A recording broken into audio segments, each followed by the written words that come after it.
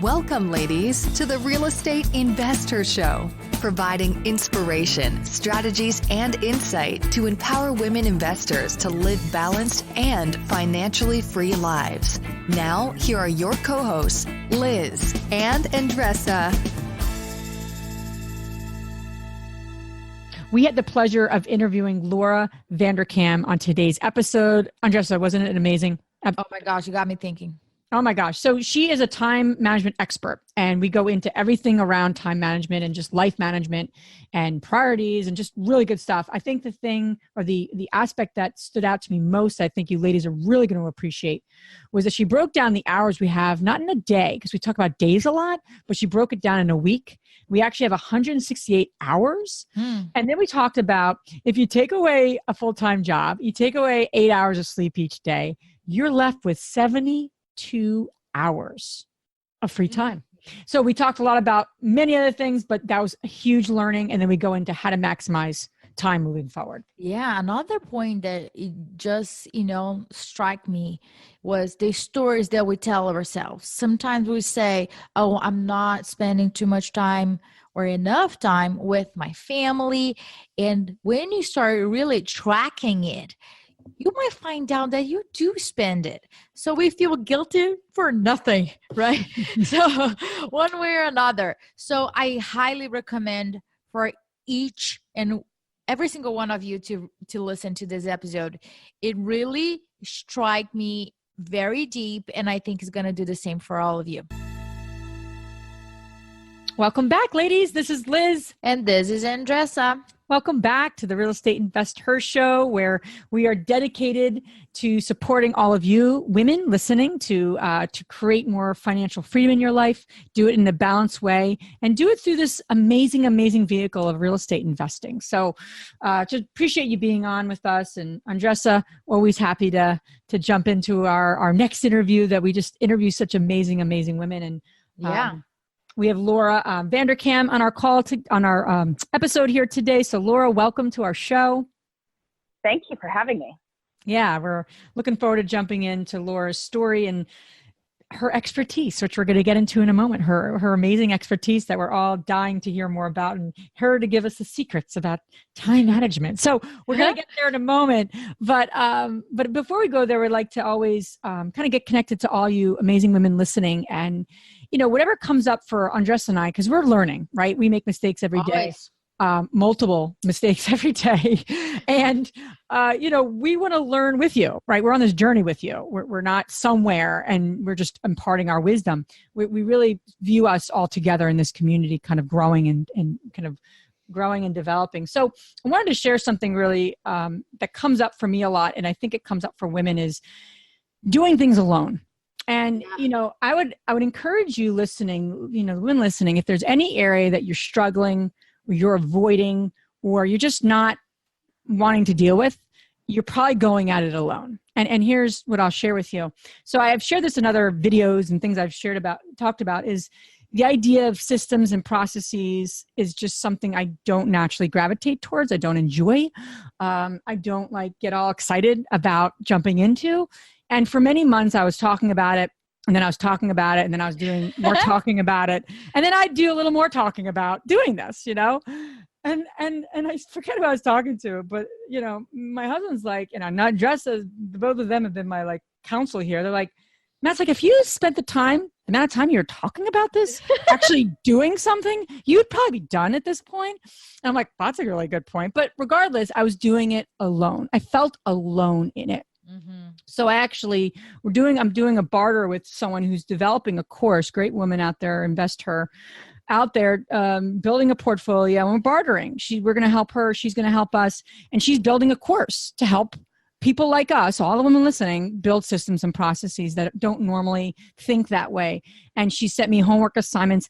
I got to tell you, ladies, I am excited about the homework assignments. I'm excited to do this now. And Andressa, was I ever excited about doing this? No, at all. Not even close to excited. Whatever the furthest from excited is, that's where I was, right? And now I'm like, when's my next homework assignment? I'm excited to do, I really feel like tomorrow morning I have a date with myself to work on the homework assignments, and I will get to them. You know who you are. But I'm like, I'm excited about it. And I think that's because I'm not doing it alone. So ladies listening, listen, there's something you're struggling with, something you're avoiding, something you're procrastinating on. You're probably going at it alone. Get support. Get a friend to check in with you, whatever that looks like, but get support.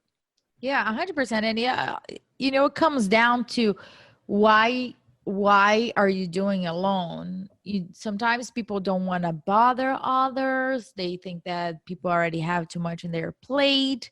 Sometimes, you know what it was for me, Andres? I'm gonna be very real with you. Oh God.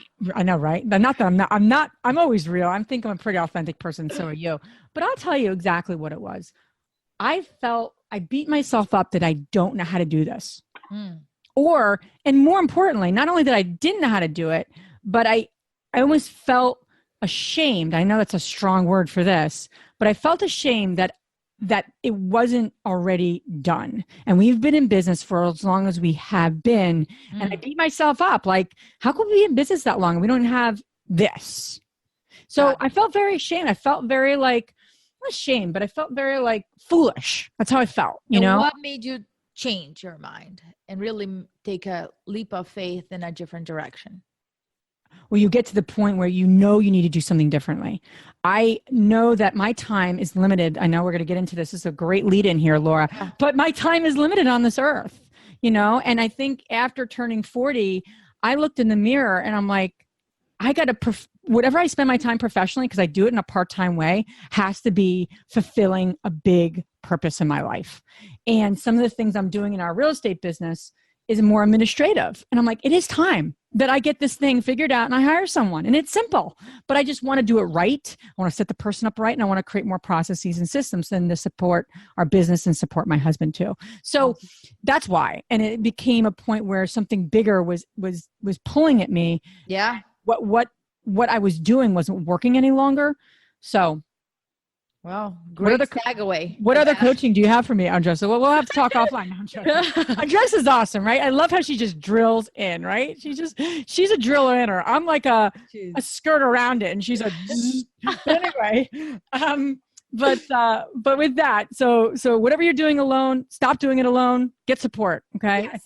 I highly, highly recommend that to you, amazing ladies listening. So without further ado, Laura. I love that we have Laura on this show because Laura's not going to talk about real estate investing today. And I know that's what our show is all about. She's going to talk about something really important that all of us are connected to, is this idea of life management, time management, really figuring that out. So Laura, without further ado, share with the ladies listening how you got into this expertise, this depth of knowledge and experience around this topic of I like to call it more of that, life management, time management. So how did your path kind of find you here where you're, writing books and teaching webinars and all the great stuff that you're up to around this topic?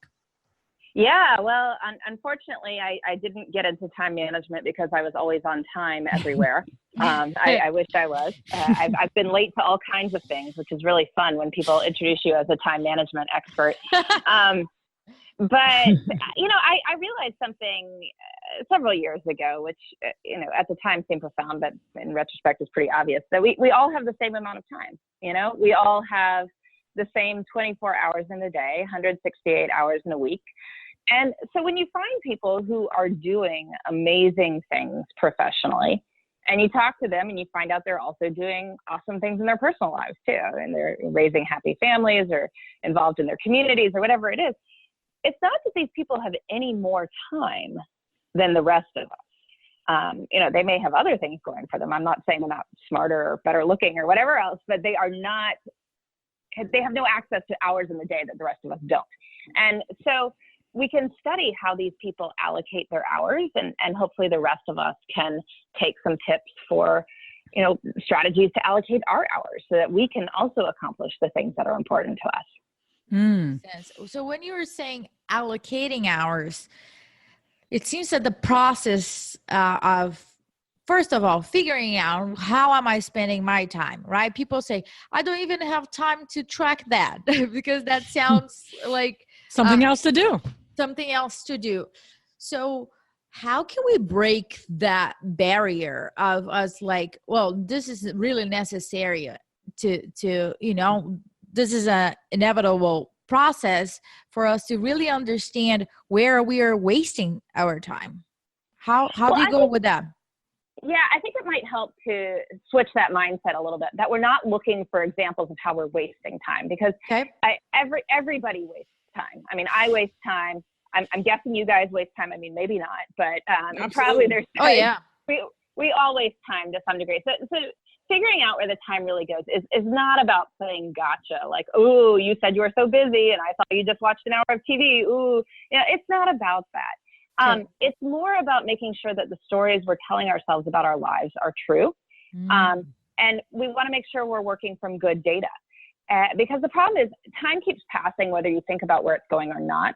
And so it's very easy to tell ourselves stories about where the time goes that aren't accurate. And this can play out in all sorts of ways. I think particularly for women, I hear over and over again from women that they're like, oh, well, I'm not spending enough time with my family. Like I work full time. I have these things going on. Therefore, I must not be spending enough time with my family, because that's a cultural story out there, right? That, if you have a job, you must be neglecting your family. Right. For the vast majority of women, it turns out not to be the case. Like they track their time and they're like, oh my goodness, I spend so much time around my family. I've had people tell me, like, I used to feel guilt. I do not feel guilt anymore, which is a wonderful thing to discover from tracking your time. But I mean, same as any business decision. Like if you were deciding, like, is this a good rental market? Well, you wouldn't just guess. Like you'd look, right? You'd look at the statistics. You'd look at what is sold, what people are paying, like how many people are moving. Like you'd look at these things. And so it's the same thing with time. I mean, you can tell yourself the problem is like, I spend too much time on errands. But what if you track your time and realize, there's only 2 hours devoted to errands during the week? I mean, maybe you could get it to be less, but there's, 10 hours devoted to stupid paperwork. So maybe that's something we should deal with first. And instead of thinking that the problem is something completely different than what it might be.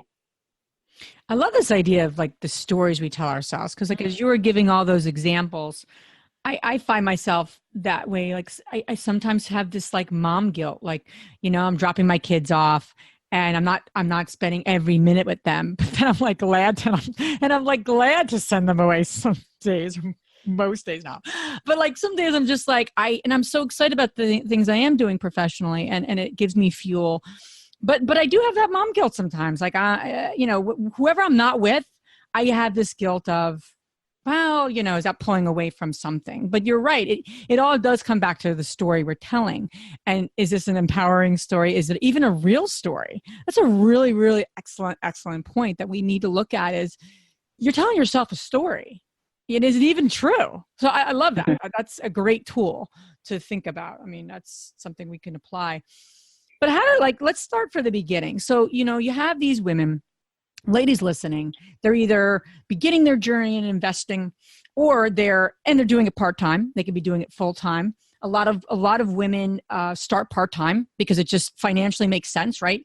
Or they love their jobs. They love their profession. They're professionals and they just want to start this investing on the side. They know it's important to do. It builds wealth, all that good stuff. So, and then you have other women who are full-time in this business, who are growing their business, they're growing their portfolio, all different types of ladies really listening to this right now, listening to you. But we all have this need to somehow improve our relationship with time, right? I want to say it just like that. I don't want to say like cut down time or increase time. We all have the same amount of time, like you're saying. So, but we all know that there's things that we might be able to be doing a little more efficiently. Like if you were coaching these women, you're coaching, I'm sure you know, this is what you do. How do you help women bring them through a process? Like what's that step process look like? So if we wanted to have more time freedom, right? Most of us do, to do what we want to do with that time. How do we embark on that? Is it like the time, taking stock of where you're spending your time right now? Or is it, what would be the first step if I wanted to even... Yeah, the first step is definitely to figure out where the time is going now. I mean, I always suggest that people try tracking their time, ideally for a week, because a week is the cycle of life as we actually live it. You can track a Tuesday or track a Saturday, and they're going to look very different. But if you track both, you're more likely to get a realistic picture of your life. And then once you've got that, then you can start looking at it and asking, well, what do I like? What do I not like? What do I want to spend more time doing? What do I want to spend less time doing? But one of the biggest changes people can make is simply committing to thinking about your weeks before you're actually in them. So I always recommend that people take some time on Friday afternoon and think about the upcoming week and ask yourself, what do I want to do both personally and professionally? What are steps I can take toward my larger goals that I can accomplish in the next week? And, nothing elaborate, like, you're not going to write a novel in a week, but, there are various things you can do in a week, professionally and personally, and then figure out where those can go. Like, look at your calendar, figure out where you can schedule those steps in. And then, the next Friday when you're planning the next week, sort of look back and say, well, did I do those things? And if you did, great. If not, well, why not? Are there logistical challenges that need to be overcome? What happened? And if you keep doing this, then you start to spend time much more intentionally. And that's really what it means to spend time well. I love that. And I do that on actually Sunday nights, but I like the idea of doing on Fridays because you're in that mode. And one thing that I don't do, I will say efficiently, is that when I start putting the things that I need to accomplish, there's a lot of things. And sometimes I struggle with what is really a priority to be accomplished this week. So for people like me, what would you say it's a tip or a strategy for us to figure out what are our priorities? Yeah, well, it can definitely be complicated to figure that out. One thing I suggest people do is try to picture themselves, 6 to 12 months in the future. And if you were telling people about the great things that you've accomplished professionally and personally over the past year, like what would those things be? So, practical ways to think about this. We're recording this in the summer. If you were at a sort of typical job, you'd probably have a year-end performance review in December. So you could picture yourself at that year-end performance review. Like, what would you like to be saying that you had done? Or, maybe it's at the end of next school year, for instance. What would you like to say that your family had done over the course of the school year? But, picture yourself at some point in the relatively near future, looking back over this time. And what would you like to have said you'd done? I mean, and then you say like, oh yeah, it'd be really cool to talk about, I don't know, that extended family trip to Ireland we took, or how I ran a 10K, or how we, purchased and brought online 2 new properties, or whatever it is, right? But have this list, because then you can look at this list like a lot. I mean, put it on your computer, put it on your bathroom mirror, because when you're asking yourself each week, like, well, what steps can I take toward my priorities? Say, well, these are the things I want to have done in the next 6 to 12 months. So what am I doing in this upcoming week to get me closer to those? And anything that gets you closer to those things is probably a higher priority than anything that does not. Well, I think that gets back to what you said earlier too, around the spending your time intentionally. So it's actually not just managing your time, right? That's like kind of like an old school thought, even in some ways, even just those words. It's actually spending your time intentionally because you're managing the same time. It's really not like you're really not managing anything differently. It's the same amount of time, to your point. But I love the idea of intentionally. And to answer that question, you have to go for the vision. You have to go for, and I always like to ask the question too, like, what's going to make you happy and successful? And like, because that's a feeling, versus like, what do you want to accomplish? And that's important too. But, I think that's all, like you're saying, is so helpful. And then you pull back and go, okay, how do I spend my time intentionally? I love that question. I don't think most of us know. I don't think most of us every day wake up with that thought, but it really is probably the most important question. Yeah, well, I mean, it's the problem of time is that it disappears each day. Like, I mean, once it's gone, it's gone. And so it is so easy to spend it mindlessly. Yeah. But you know, having an intention for the day, having an intention for yourself professionally, having an intention for yourself personally, can make time feel richer and more full, and like you are more the architect of your time, as opposed to simply letting it all just happen to you. And then, you know, years from now, you kind of wonder, where did all that time really go? Remember the Andressa, the book, Andressa and I are reading this book, Take Control of Your Life. And when Andressa first sent it to me, because she gifted it to me, I said, what does she think? I'm not taking control of my life, you know? It's always complicated to get right? But I appreciate Andressa, and she. I knew you were gonna say that. That's why I said, listen, it's not that I think you don't have control. I love you, Andressa. Don't worry. But regardless, I'm like, clearly she thinks she appreciates me and sees value in this book. So, all right, I'm going to give it a go. I've read so many of these personal growth books, but maybe this is going to be a little different.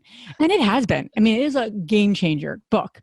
And something she says on there, women, I'm sure you've seen this, Laura, but women, even more than men, their biggest fear is they're going to get to the end of their life. They're going to look back and go, I didn't spend the time the way I should have. And I'm going to feel like choked up just even saying this. Yeah. But I think that's a big fear. And I think it's a big fear women have, and men certainly, but especially women. Like, we're going to look back and go, did we spend the time we wanted to or needed to on the things that are really important to us? Yeah. Not out of duty, not out of guilt, not out of, we need to be everything to everyone, which a lot of us have stuff around, but did we spend the time, you know, the way, you know, we really intended to? And I think that's a fear for a lot of us. So, you know, not to solve all of our world's problems here, Laura, but how do you look back? How do you ensure that we don't waste time and we're not going to be that woman on her deathbed who's going to say that? Well, I think being clear on your priorities, you know, and continually checking in with yourself. Am I doing things that are related to my priorities? Am I spending my time in ways that are meaningful or enjoyable to myself and the people I care about? And no one's going to hit 24 hours a day. No one, you know, we all have things we need to do that are not a perpetual font of bliss. But the more hours you can spend that way, the better. And honestly, I have seen people have huge transformations in their lives and in terms of their attitude toward life, their excitement about life, if they even get themselves to the place of spending about an hour a day on things that are truly, you know, passions, that are meaningful, enjoyable, that they're in a very happy state. Like 1 hour can get you through the other 23. But if you continually have that hour, you will be in a very different place than somebody who does not have that hour regularly. I agree with you. And sometimes we think that we need like an exorbitant amount of hours or to get that feeling. And it's really not. If we do small breaks towards the goal, that's what really matters. A lot of us, we get very overwhelmed and paralyzed. We know certain priorities that needs to get done, but let me push to the following week. It's not that, you know, Liz shared about the SOPs. It was not something that she was really ready to do it on her own, and she pushed it to the other week. And we all have our stuff that we're like, oh gosh, this does not bring me joy. I really don't want to deal with it. Have to deal with it. So I don't know if there is a secret for that. Liz mentioned to ask for help. Would you have any other tips for it? Well, if you've been resisting doing certain things, sometimes scheduling them in for the times when you have the most energy. For most people, that tends to be morning. It can also be toward the beginning of the week. If I have something that's really big and scary that I need to tackle, I'll try to do it first thing Monday morning. Because then it's like, oh, well, the rest of the week's great after that. I also try to reward myself profusely. I respond quite well to bribery. And I bet most other people do too. So think about what little treats you could give yourself, you know, probably healthy treats if possible, but what treats you can give yourself for doing something that you're resisting.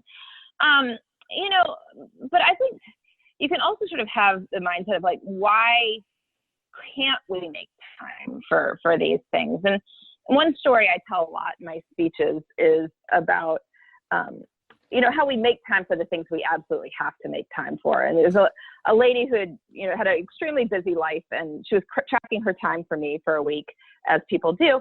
And the particular week she was tracking, her water heater broke. And so she wound up with water all over her basement. As people in the property business know, it's one of the more fun things that can happen to any property. And so her time log shows her dealing with this, the immediate aftermath that night, and then the plumbers and the professional cleaning crew and all this stuff. And it winds up taking 7 hours of her week, which is, quite a bit of time. It's like finding an extra hour in the day.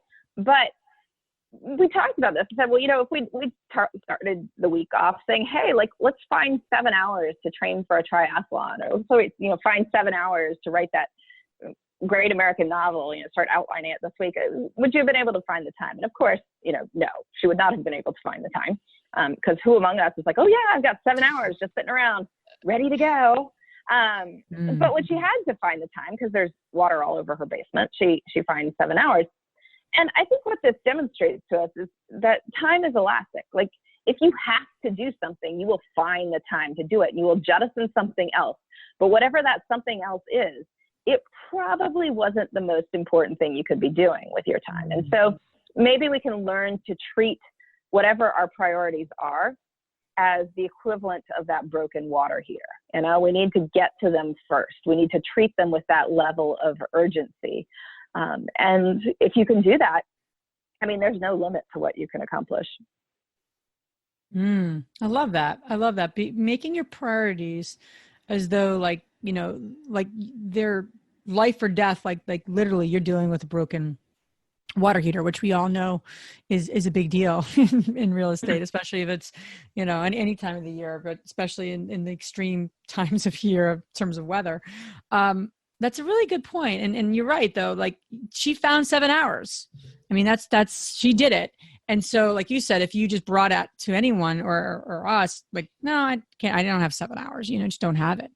I think it's also being okay with and being kind of gentle with yourself. Like, for me, at least, I'm always like, well, if I can't finish it, I don't want to start it, where, oh God. Where you really, you're not setting yourself up for success with that attitude, because big things like writing a book, or like you mentioned, career growth, like the important non-urgent things are big things. But they don't have to be big all at the same time. Like, you could take literally a half hour and work towards it. And I just recently got that. I'm like, oh, I could just take a half hour. I don't have to get it all done.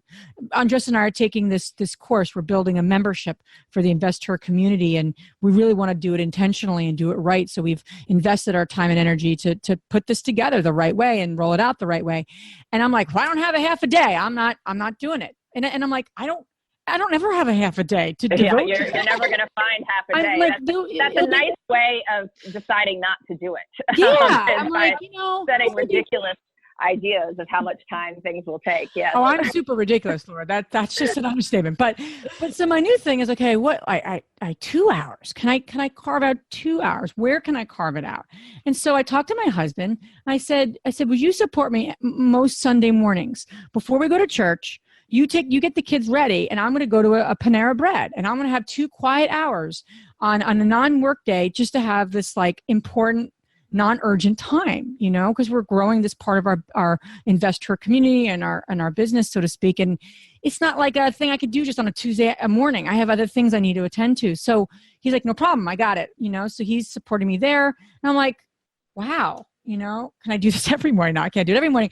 But I to your point, we have these, I should speak personally, but I have these ridiculous, sometimes, ways of approaching things. And it's not with time, it's elastic. I love that, because it doesn't have to be this big thing. It's just it could be a small amount of time, Yeah. And that builds momentum. Now I'm feeling good about that. I'm not like, oh, I'm not showing up strong there, or whatever stuff we tell ourselves. So back to the priorities though, and back to the intentions. I don't think everyone, if you asked most people, what are your priorities? and they would be able to quickly rank them and tell you in order what are the priorities. I think they'd think about it and they would give you family and this and that. But like when you've talked to some of these people who are like, you look at and you're like, wow, how do you do what you do in the time you have, right? I know you wrote a book around that title, which I love, by the way. How those really like super, they just figured this out. They've become masters of their life, so to speak. And in essence, time.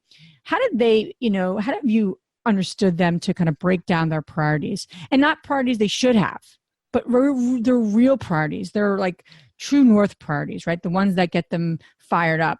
How have you, what exercises have you seen or encouraged your, coachees and your folks that follow you, to just discover that? Because I don't think it's as easy as just write down your priorities. I'm sure it's not that it's not easy, but it's not that simple. What have you seen to be a process or an exercise so people could get really connected, like emotionally connected to their priorities? Well, I think you said something there about how, they're spending their time on these things that are very important to them. A key thing is that they're also not spending their time on things that aren't important to them. And so the people that you see who are truly doing a lot with their time, it's also that they're not doing a lot of other things. They're very careful not to get, say, stuck in meetings all day that aren't relevant to their long-term goals. They're not taking on projects that they see no real reason to do, but somebody just asked them to do, so sure, why not? They're not filling their time with stuff. It's very easy to fill time with stuff. And maybe it's other people's stuff. Maybe it's stuff that sounds like a good idea. Maybe it's stuff that's, you've been telling yourself that everybody knows you have to do X, Y, or Z, whatever X, Y, or Z is. And I'm pretty sure that there are amazing people who are not doing X, Y, and Z, whatever that is. They do these amazing things and you can list them. But the thing is, they're not doing much else. and that's great. That's how they get the big stuff done. So it's about being very cognizant of the value of your time, and committing not to fill time just because time is there. That's such a great point. And sometimes I find myself, getting things done and then having, half an hour without anything to do. And then I'm thinking to myself, what am I missing here? What should I be doing here? I can't sit still without, doing that. And that has been a process for me to just relax, take care of myself, my body, my soul, because that's what really matters. I only have this body, this mind, this soul. I got to work with what I have. But another thing that I want to talk to you about is my routine before I get started, before I start my day. And I think that has a huge impact on how I go with my day, what do I do prior of having breakfast, and what the things that are committed to. So for the ladies that are listening, what are the strategies that they can apply in their lives to set them up for success during their day, independently of what happens? Yeah, so mornings are really important for getting stuff done. This is often for very busy people, time you can have to yourself before everybody else wants a piece of you, both professionally and personally. And so this is time you can use to do whatever those things are that are important but not urgent. I mean, the things like exercising, it's very convenient to exercise in the morning because you only have to shower once. Most people have more discipline and energy in the morning, so it makes a good time for that. Or if you have creative aspirations, you want to write a book, you can, get up in the morning and write 400 words a day, which is not very much, but if you do it consistently, you'd probably have a draft of a book in about a year. Or, maybe it's meditating or praying, maybe it's spending quality time with your family. For many families where family dinner isn't going to work, family breakfast might be a good substitute. But just whatever is important to you, because if you start the day with a little victory, that can often take you through the rest of the day. And it's important to have it be something that actually matters to you. I mean, I get people sending me a tip all the time of like, oh, I score my daily victory by like making my bed in the morning. And I guess if you feel good about that, great. But I would encourage people to think about victories that are sort of moving you toward your longer term goals. So they're not just about kind of daily maintenance, but you know, those things like writing or strategic career thinking. And, you know, there's a lot of people who say, well, I'm not a morning person, and that's fine. There are plenty of people who are night owls. But the way to tell if you're a night owl is if you're doing your best, most creative work at night. And if you are, great, you're a night owl. But for most people, when they say, like, I'm not a morning person, what they actually mean is that they're tired in the morning.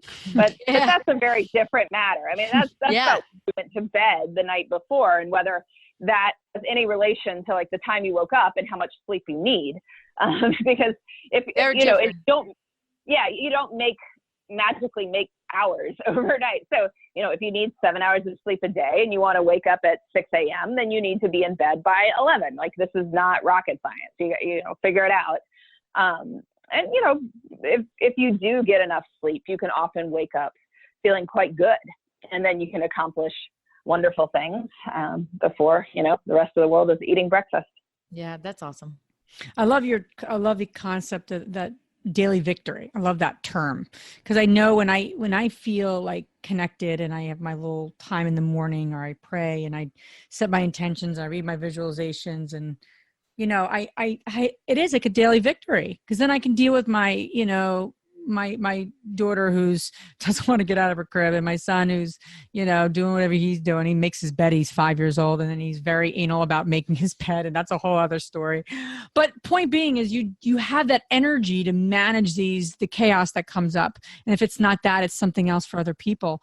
But if I don't have that daily victory, that moment of victory, we don't have stuff to kind of go on and go off of. And it's a great way to say it. I knew that I felt that way, like when I have these moments and you have that time, but I never put it in that.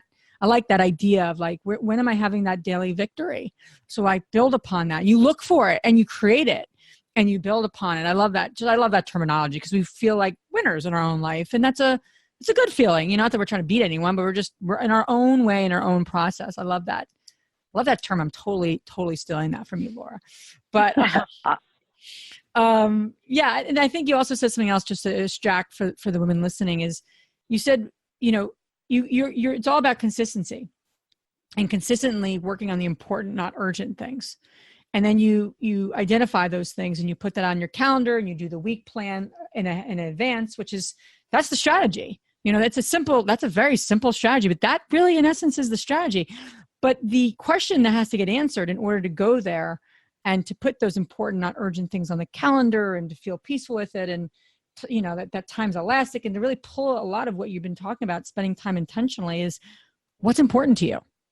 Like, what, you know, women listening, what is important to you? Do you know that? Do you have that like established and crystal clear? Because if you don't, that's the first thing that probably needs to happen, right? Beyond the amazing techniques and strategies you've just shared with us too, Laura. I mean, I love that question, but that's the question that needs to get answered, I would think, first. Yeah. Well, what matters to you? And it might help. Sometimes it's easier to think about this in the negative. We can often identify what matters to us by thinking about what gets us really upset. Mm-hmm. I mean, I love that. Yeah. Yeah. And, you know, or even like if there are things that you really look forward to, like, you know, if something was canceled in your life, like what would be the thing you would be most upset about being canceled? You know, but that sort of tells you, oh, that's the thing I most enjoy or look forward to. Or, I love that. You know, if you're thinking about topics that really motivate you, or interests or passions, hobbies, you know, see what articles you gravitate toward, the things that make you most upset, things that strike you as like, oh, I really don't like that that's happening. You know, these are often ways to, you know, figure out where your interests lie, because sometimes negative emotions are more powerful than positive ones. That's great. Great suggestion. What gets us upset? I love that.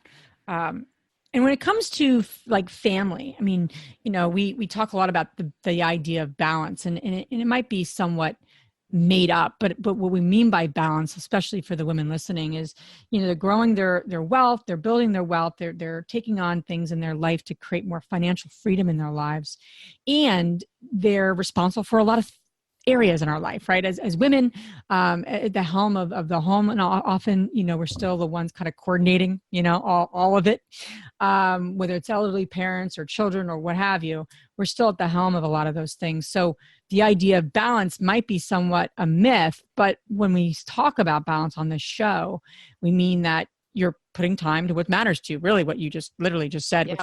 which was awesome.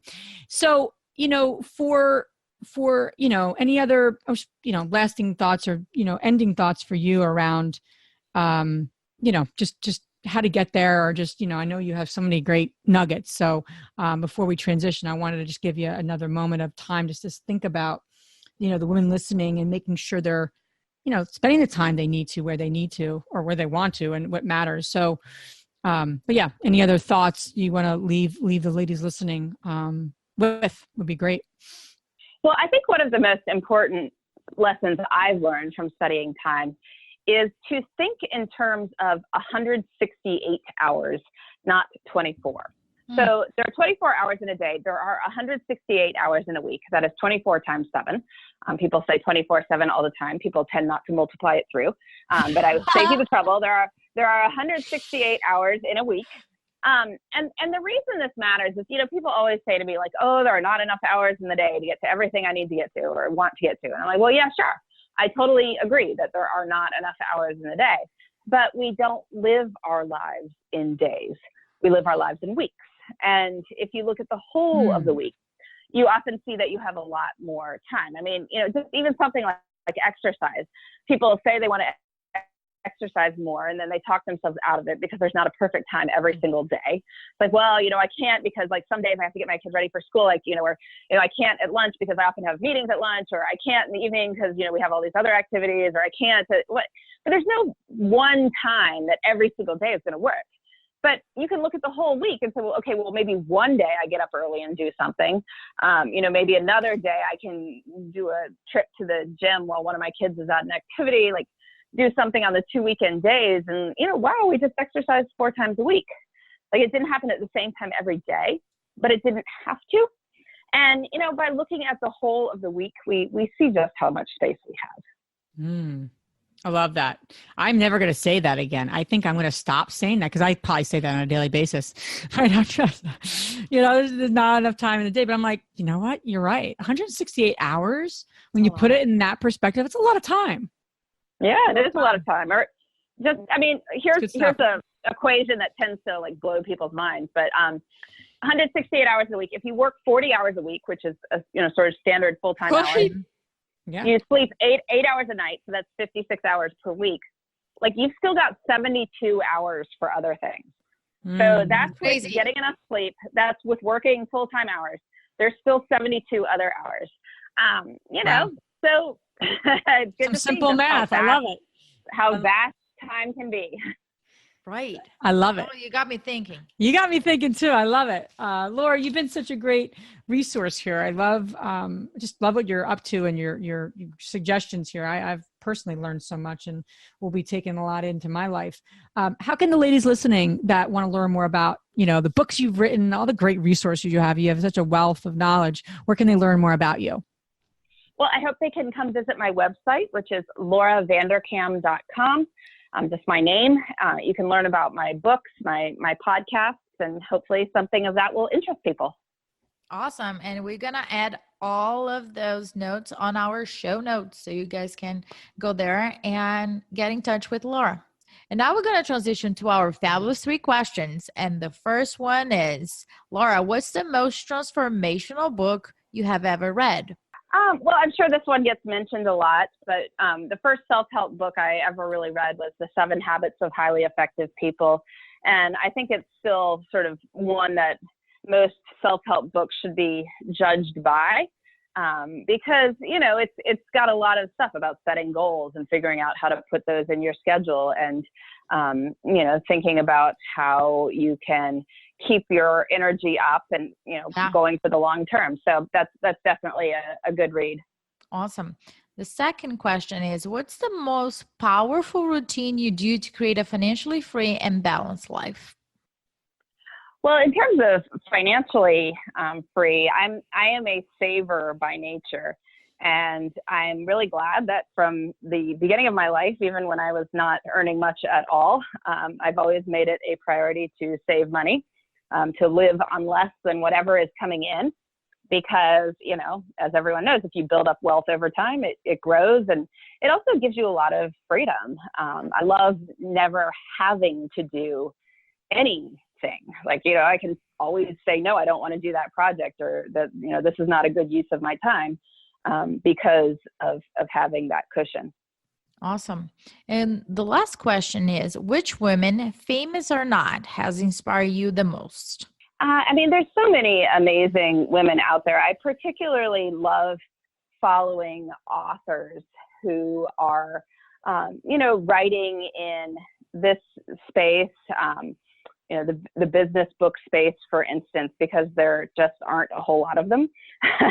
And so, people who, the various women writers I've met through my writing communities have been a great source of inspiration for me. Awesome. Well, Laura, thank you so much again for being on our show and sharing your pearls of wisdom with, us real estate investors. And it's so applicable. It really is so applicable. That's why we're just so excited to have you on, because this is a big topic. So thank you for your time. Thank you for sharing your knowledge with our community. Thanks so much for having me. Thanks, Laura. Thank you. If you enjoyed this podcast and want to receive updates on our next interviews, go to our website, therealestateinvestor.com. There, you can subscribe to our show, become part of our investor community, and get updates on upcoming episodes. If you like our show, please share it with other women who would benefit. And don't forget to leave us a rating on iTunes. We'd really appreciate it. And as always, we encourage you to take one action as a result of today's show and put it into motion so you can live both a financially free and balanced life. Thanks for spending time with us. Ciao.